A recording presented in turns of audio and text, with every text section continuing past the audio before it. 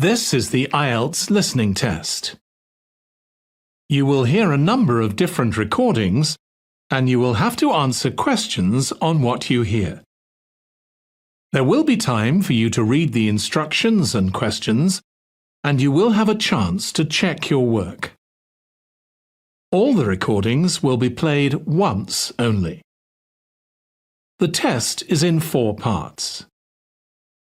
At the end of the test, you will be given 10 minutes to transfer your answers to the answer sheet. Now turn to Part 1.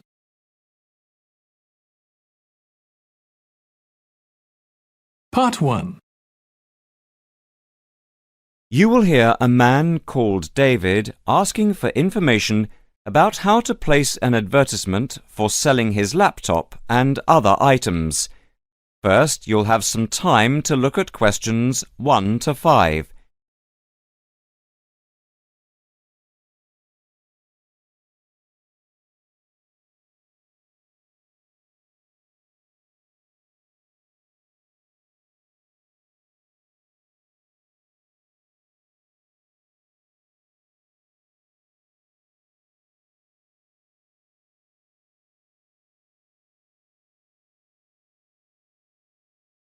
Listen carefully and answer questions 1 to 5. Hi, I'm Debbie. How can I help? Hi, my name's David. I'm just looking to place an advertisement on the main union notice board to sell a laptop and a few accessories, if that's possible. Sure, that's not a problem. I take it you are a member of the Students' Union? Yes, I am.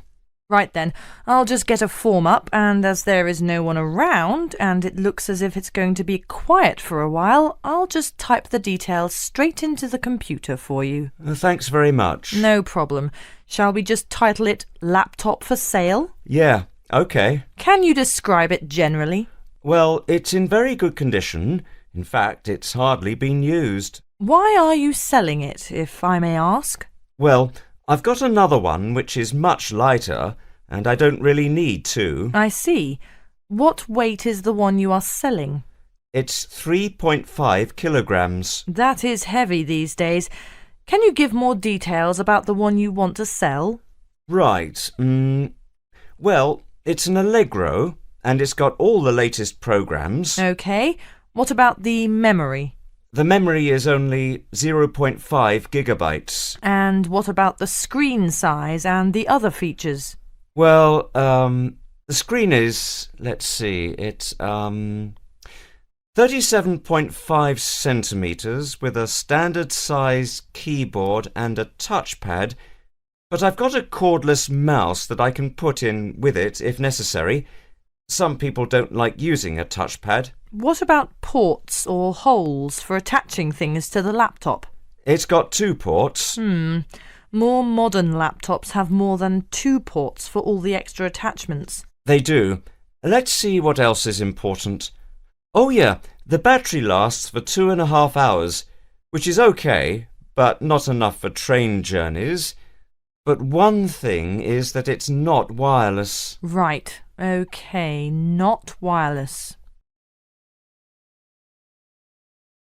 Before you hear the rest of the conversation, you'll have some time to look at questions 6 to 10.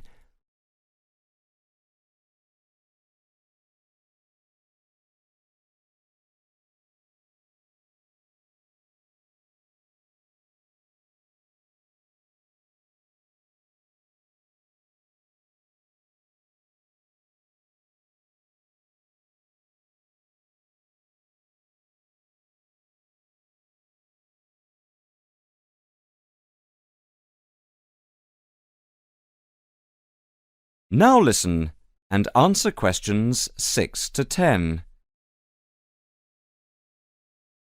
Anything else I can put on the advertisement? There's a webcam built at the top of the screen, and I can throw in a printer, a scanner and headphones, which I got with it in a special deal. It also comes with its own case for carrying it around. Actually, the case is quite smart. I'm hoping these things will help it sell. They should do. Right, I think I've got all that. How much do you want for it? That I'm not sure about. It's worth about £900 to £1,000 new. Yeah, but you won't get that much if it's used, and even if it's in good condition. What about £500? I doubt if you'd get as much as that. More like £200 or £300. If you look at the notice board, there is one on there which is comparable to yours, and it's not more than about £250, I think. As little as that? I'm afraid so. Shall we say £300? OK, put that. Can I take some contact details for the advert? The name's David Bristow. Bristow? Yes, that's it. And a mobile or email? Both if you want. That's 09875 423387. That's it. If you send the picture, I'll add it and print it out and stick it up for you. OK, I can get that to you today. Right, I'll type in here, advert placed the 22nd of October. Fine, and good luck with the sale. Thanks.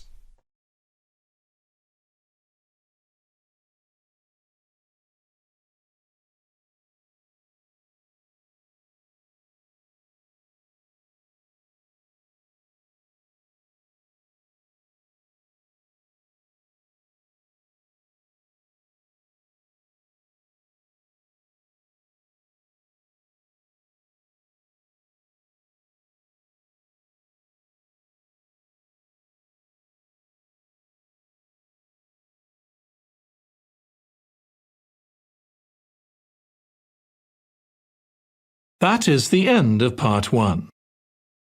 You now have 1 minute to check your answers to part 1.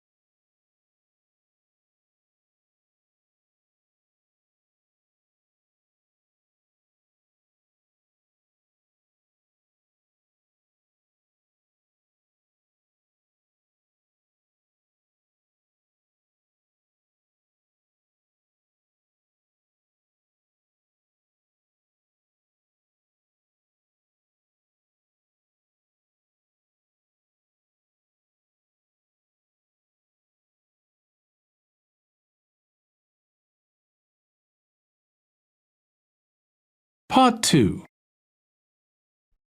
You will hear an announcement made by an official for the preparation plans for the town's 250th anniversary celebrations.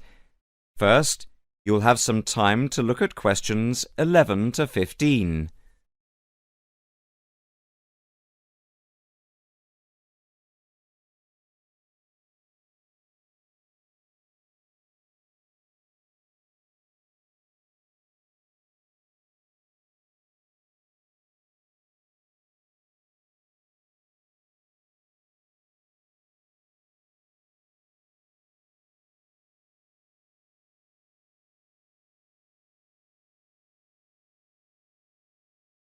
Now listen carefully and answer questions 11 to 15. And now for the preparation plans for the town's 250th anniversary celebrations. We are going to follow the same system we had last year, but with a few changes to increase the party spirit. First of all, this time we are going to make the concert on the beach open to everyone without charge.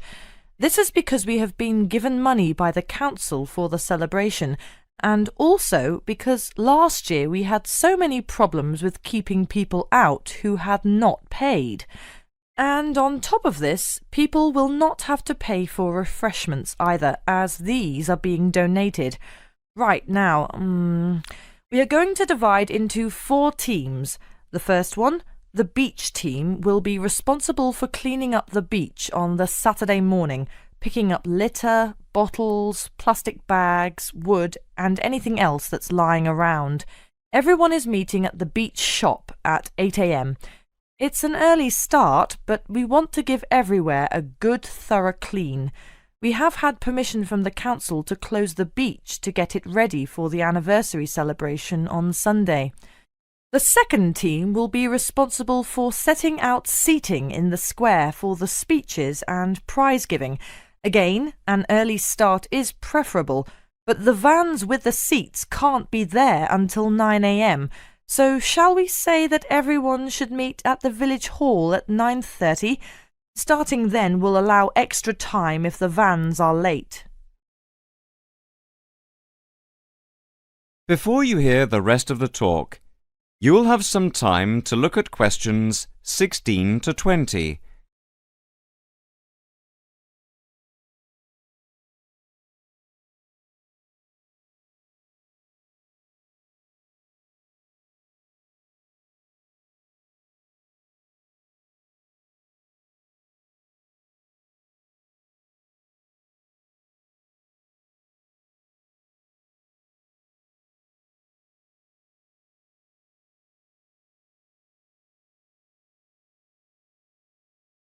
Now listen and answer questions 16 to 20.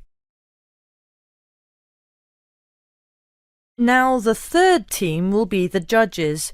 For each of the various competitions we will have 3 judges. On the whole, they will have had experience of judging before. There will be a boat race, a swimming competition, and the best fancy dress.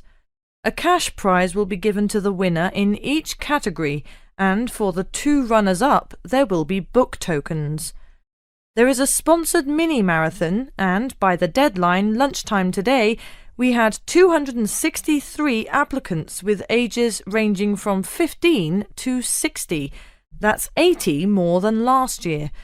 Each entrant has paid a £20 registration fee to enter, and all the profits will go to the local children's hospital to help fund much-needed specialist apparatus. The fourth team consists of the wardens for the day itself. We are expecting at least 10,000 people if last year is anything to go by. The fields near the entrance to the beach can be used as car parks, and we need wardens to help make sure the actual parking is more organised than last year, which was a mess. We also need someone to be in charge of the first aid, which will be at the entrance to the beach. Finally, we need some volunteers for the clean-up. Last year we didn't do this very well, and so the council has agreed to provide large bags to collect all the recyclable material like glass and plastic, etc. But we have to deal with the rest like leftover food ourselves. We don't want to leave piles of rotten food around or dangerous bottles.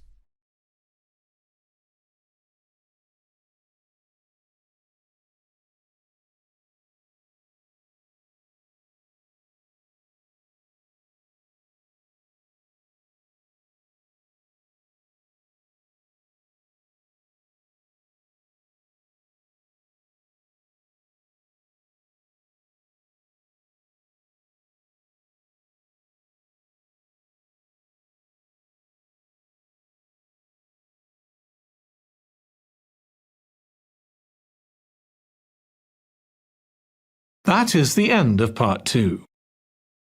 You now have 30 seconds to check your answers to part 2.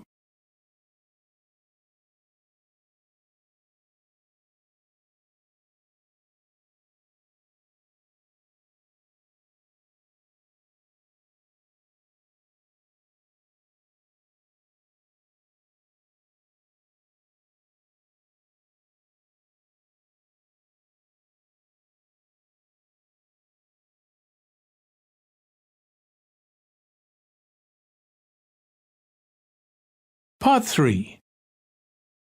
You will hear a tutor and a student discussing a research project. First, you'll have some time to look at questions 21 to 26.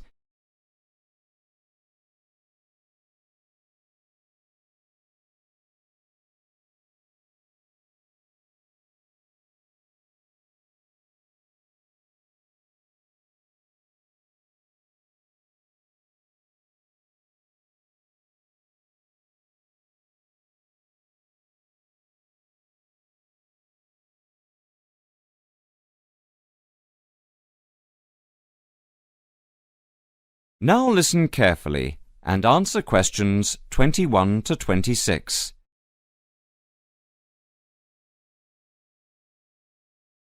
OK, is everyone ready? Over the past 2 weeks, we've been listening to different students giving a presentation on their research projects. So, for this morning's session, I'd like to invite Susan to take the floor. For my project, I looked at different types of study techniques and tried to ascertain what students' opinions of the different methods were. I began with lectures because, of course, they're something we're all familiar with. Now, the problem with lectures is that you have to sit and listen for quite a long time, sometimes maybe as much as 1 hour, yet people's average concentration span is only about 20 minutes. This means, of course, within the first half an hour, most people actually stop listening. Not consciously, of course, but you know what it's like. Your mind tends to, kind of wander. You start thinking about what you're going to have for dinner or about the party you attended last night. So I wanted to know what the most effective method of taking down all the important points was. Susan, if I may interrupt you, what's your strategy for listening to lectures? Personally, I always record the lectures. That way you can listen to the lecture again afterwards and make really good notes. In fact, I know a lot of people who use this method. Yet surprisingly, when I talked to students, they felt that it wasn't such a good method because the quality of the recording is often very poor. So quite a few preferred to listen for the main points and take notes. Some even used a form of shorthand, abbreviations and symbols, that sort of thing.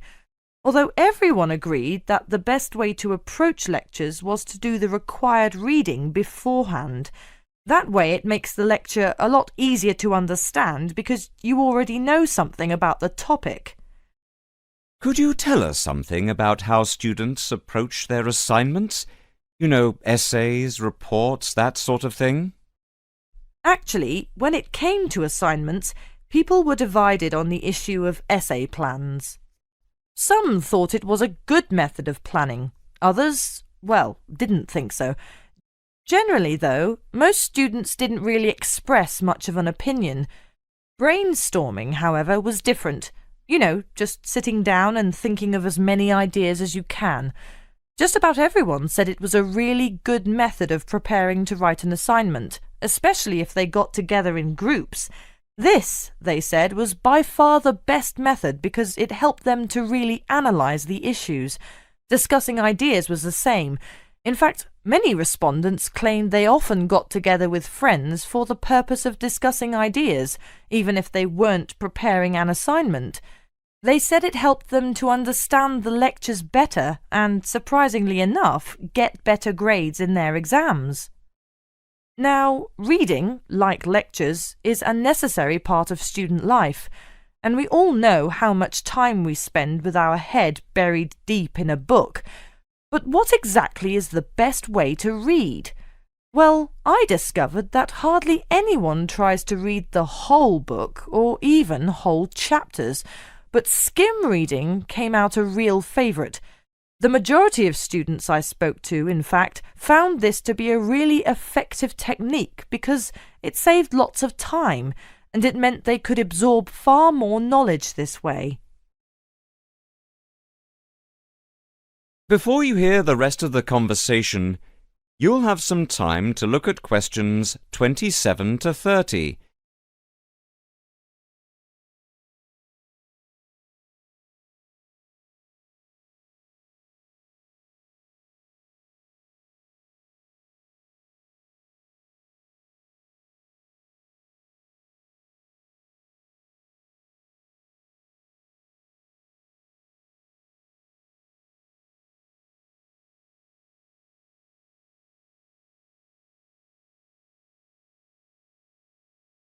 Now listen and answer questions 27 to 30. Susan, in your opinion, what do you think is the biggest problem students face at university? Time management. What I mean to say is that it's a much underestimated skill, and because it's underestimated, it's an area often neglected by students, especially young students who are used to other people planning their time for them. So I set about asking students exactly how they planned their time. Interestingly, however, nearly everyone said that time management was significant, yet few people actually used the technique. Most commented that they were too busy with their studies. When it came to studies, I found that the vast majority of students worked part-time, generally in the evening, which most respondents claimed was the best time to study because they'd been thinking about the subject all day and many ideas were fresh in their minds. In fact, they said having to work was the biggest burden they had because it meant they couldn't study in an evening and had to study on weekends instead, when they needed to relax and forget about their studies. A few of the respondents even said they got up early in the morning to study. On the whole, I found that time management is most people's biggest problem, and I feel that more should be done by the university to help students to plan their time more effectively. Sorry, Susan, but I'm going to have to ask you to start wrapping up now. We're quickly running out of time. OK, well, the final component of my research was the dreaded exams. Now, I don't know about you, but I really hate exams. But when I talked to the students, I found that some students actually liked them. They were very much in the minority, though, and most students preferred not to have them. I was, of course, interested to learn just how students prepare for their midterm and end-of-term exams, and here people were evenly divided on the issue. I found that most of the younger students preferred to cram. That is to say, they'd spend many hours just before the exam trying to learn as much as possible. Some even said they stayed up all night and never went to bed. And this was because they were too interested in their social life to pay much attention to exams during the term. Older students, however, were much more conservative. They tended to read much more widely and spend time thinking about the topic, making notes and so forth. They did revise, of course, but they rarely spent time cramming. Cramming, they said, is of no use because you only remember the information for the duration of the exam and forget it afterwards.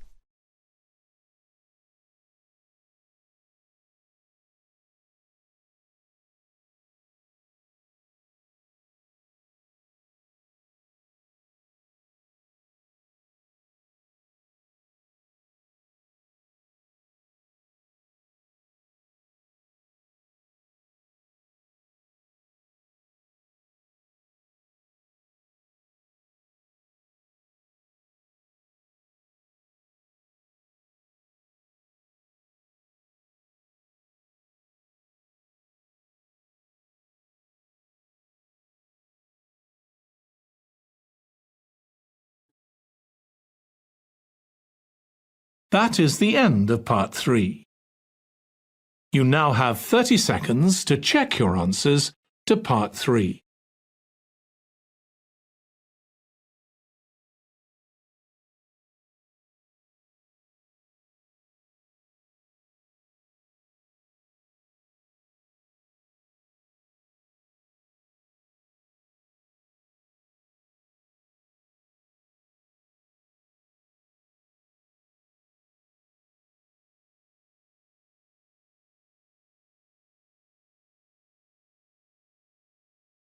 Part 4.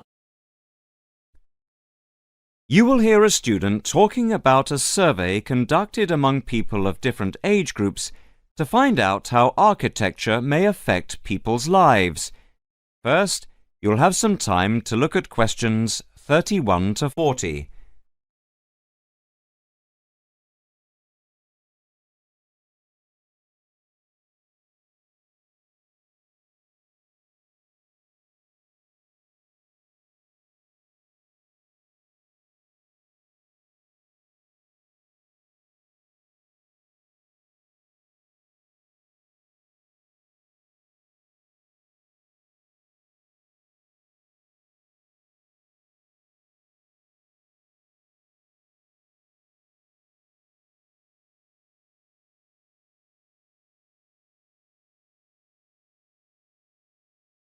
Now listen carefully and answer questions 31 to 40.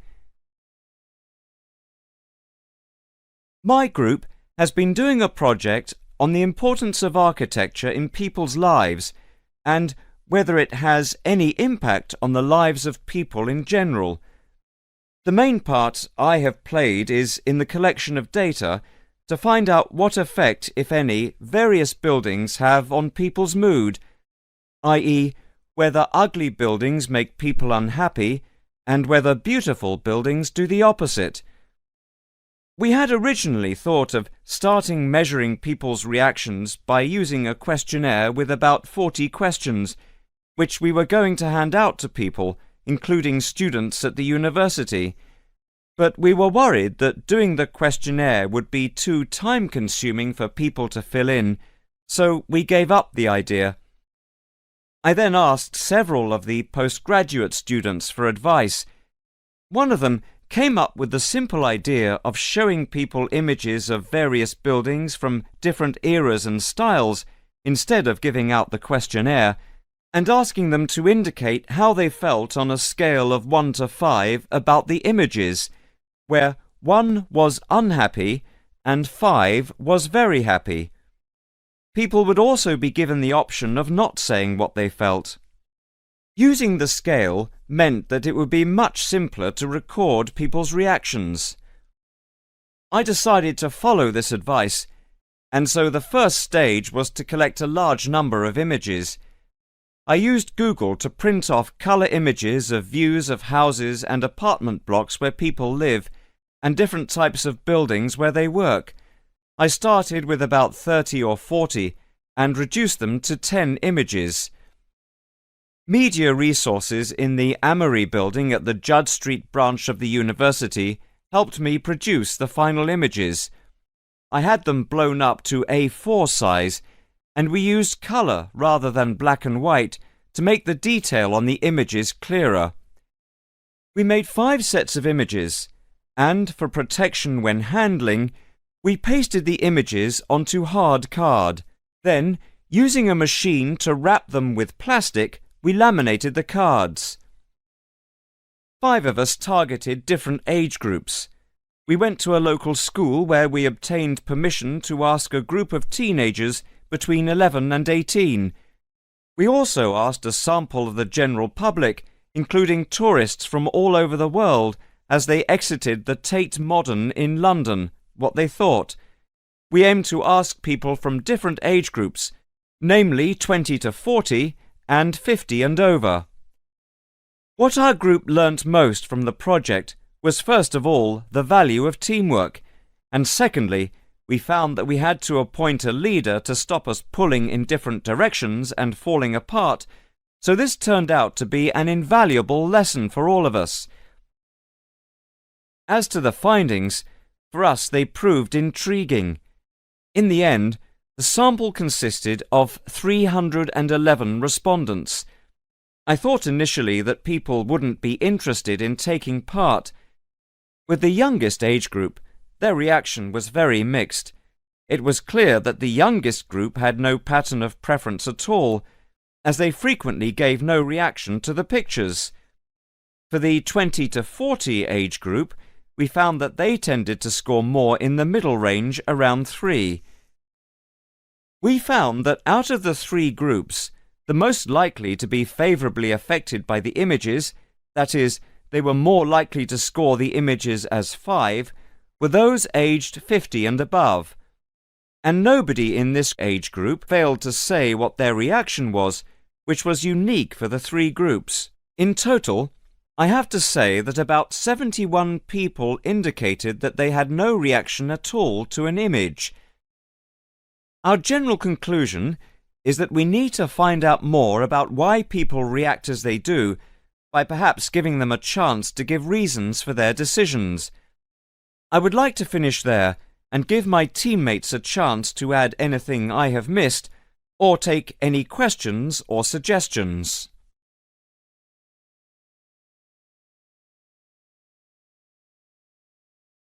That is the end of part 4. You now have 1 minute to check your answers to part 4. That is the end of the listening test. In the IELTS test, you would now have 10 minutes to transfer your answers to the answer sheet.